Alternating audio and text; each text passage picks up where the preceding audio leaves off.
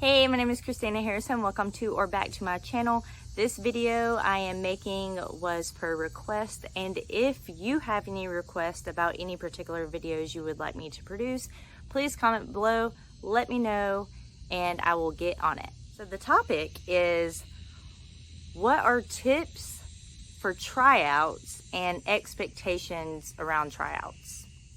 I think this answer is different depending on if you have had a lot of experience in playing or if you were kind of new to it. So what I mean by that is if you're already on a team, if you're going around to different tournaments, then you can kind of look around and see what else is out there, so you get familiar with different ways that people are doing things. But if you're new to it and you haven't really been exposed to different environments, then that makes this answer a little bit different. So let's just assume that you're already on a team and you're not really vibing with how things are going. I'm a very loyal person at heart when it comes to a team. I do not believe that grass is greener on the other side in many cases. So the first and most important thing you need to do if you are a parent is you need to make a list of things that are very important to you, what your values are, and what you would like to get out of your experience with your child playing on a particular team. Like, are you interested in development? Are you interested in only winning ball games? What is important to you the most when looking for a team? And not just a team, whenever you're considering different coaches play a big role in your child's life. They're going to be feeding them information. They're going to be leading them. They're going to be basically become a model in your child's life. So does this person that you're choosing to be a coach of your child, do they align with the values that you have when it comes to raising your kid? An example would be, if you do not talk down to your child, you don't like people talking down to your child, you do not like the yelling and the screaming type of environment, it doesn't matter what that team has going on. If the coach does those things, that's a scratch. Say that you are really hyper focused on your child's development, you want them to learn skill sets, then there's different questions you need to ask these coaches, like, what's your playing experience? Are you constantly learning? Do you only stick to what you know? Or are you constantly looking for new ways to improve to make my child better? Like, what are you going to do to take my child who already has the ability and the talent naturally? How are you going to make them better? And sure, you can ask things like, how many people are you going to have on a roster? What are your opinions on playing time? How do you rotate girls?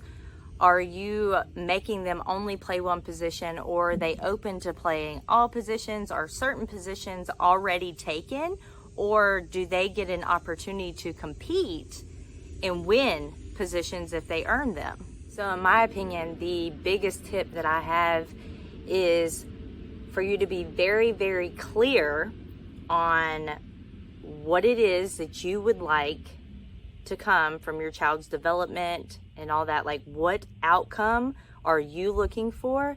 And be very clear with your values, what you believe in. Be really honest and true with yourself. And if the team or the coach does not align with those truths, then keep moving on and keep looking for something else.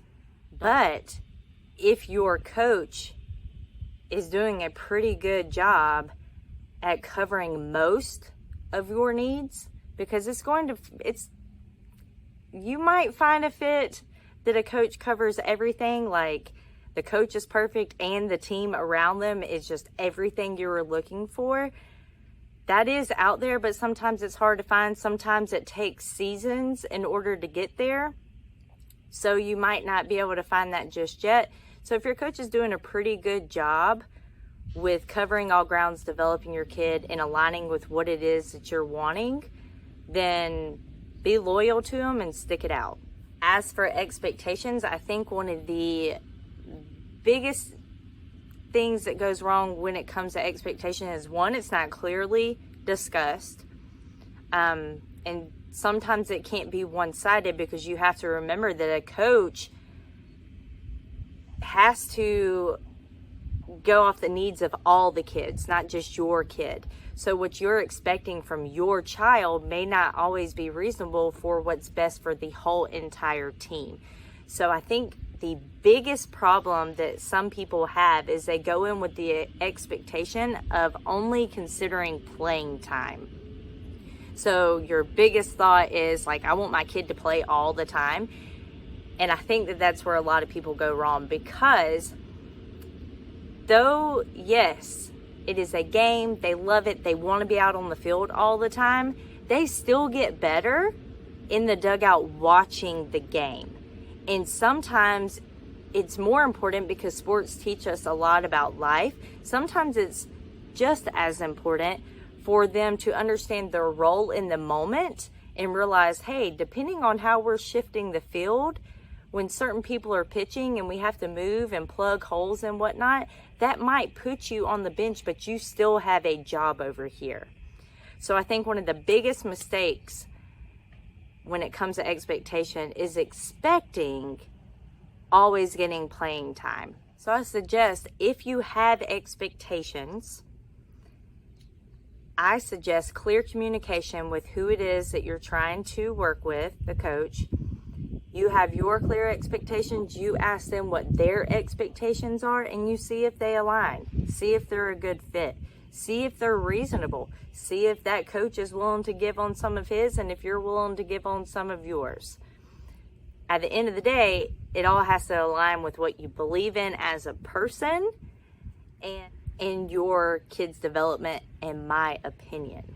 If you are interested in development and you see that a coach just goes out there, has the girls immediately start throwing, no stretching, just has them start throwing, they don't do any drills, they just take the field, balls are hit at them, balls are tossed to them for them to hit. If it's just standard basic like that every single time and you're looking for development, that is not the team for you. If you're looking for development, a team structure would be the coach believes in stretching, believes in throwing mechanics, believes in glove work. Different drills are done in the field. They work on the tee. They work on their swing, their mechanics. All those type of things would align with you wanting development.